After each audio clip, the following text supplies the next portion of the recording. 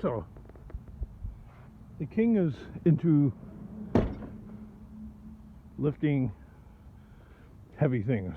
Sometimes. Not always, but sometimes.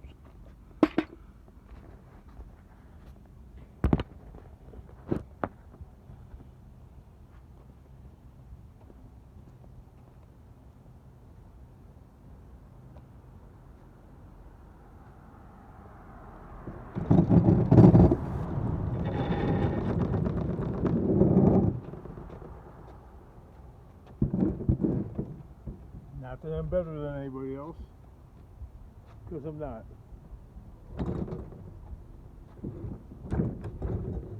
It's just that I don't really have a sales department. If you know what I mean. There's no reaper here.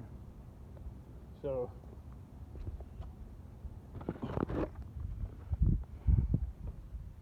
it's all brute force labor.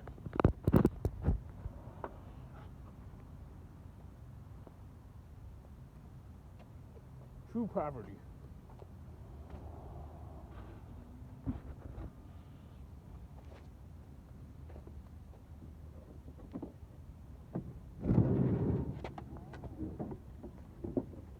Slid back a little bit.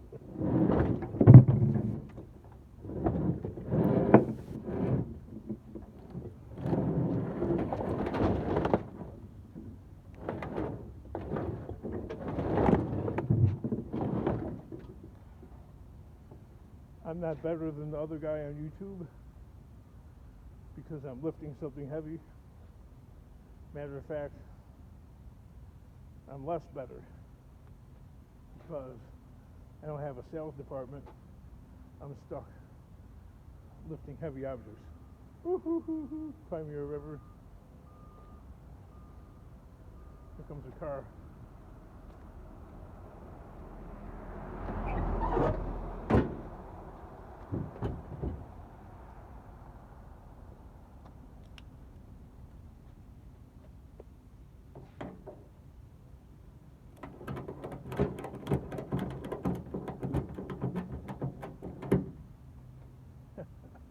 As some commenters say, you don't have the money to fix your trucks right.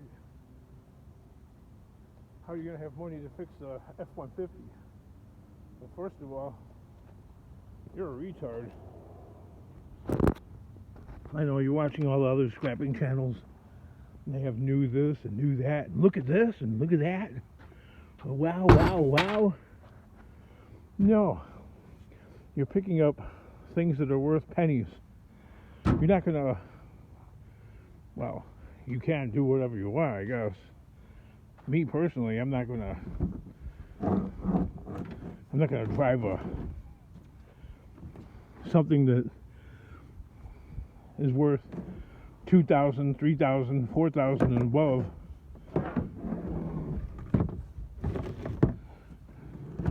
I'm going to drive a truck that I paid a few $100s for at most. Duct tape on the fridge. That's not always a good sign. But it doesn't smell bad, so. I'm going to have to put sides on here, but when I did have sides on here, look what happened to the steel from the torsion of the wood going back and forth. It cracked it and it ripped. Back here, not so bad because there's not as much sway. That's why when you have two sides with no support going across the top that's permanent and it does not move at all, you end up having sway. Not something that you could keep attaching and unlatching because you have to have something that's rigid and doesn't move. Otherwise this happens, which, oh well, it already happened the gate doesn't lock. That's the first thing to go on a scrap truck. That's the tailgate. The mechanism in here, it rusts frozen, so it no longer operates. The pins and stuff like that, or the hinges usually go, they rust out or just snap off or whatnot.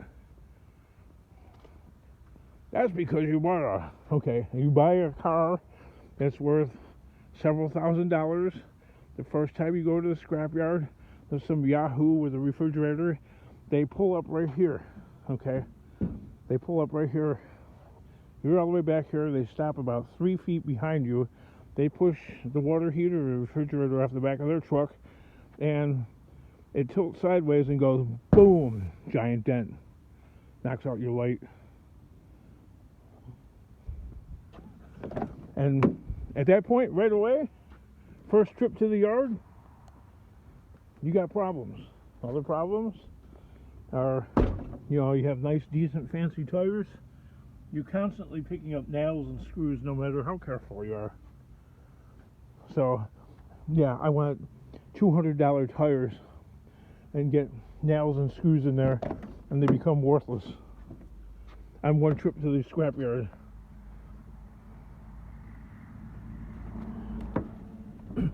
King, your trucks are not even roadworthy. They're unsafe. Yeah, they're unsafe. That's the driver. Okay. I know it's kind of beat up, so I don't go fast or quickly. I might go 45 miles an hour tops. That's what I'll do. Only 217,000 on the clock on this one. That's not even the halfway point of both the Chevys I have. This thing is really falling apart, but I'm gonna get all the squeal out of this pig that I can. Onward. I don't know where I'm going, but we're going. Come along. You.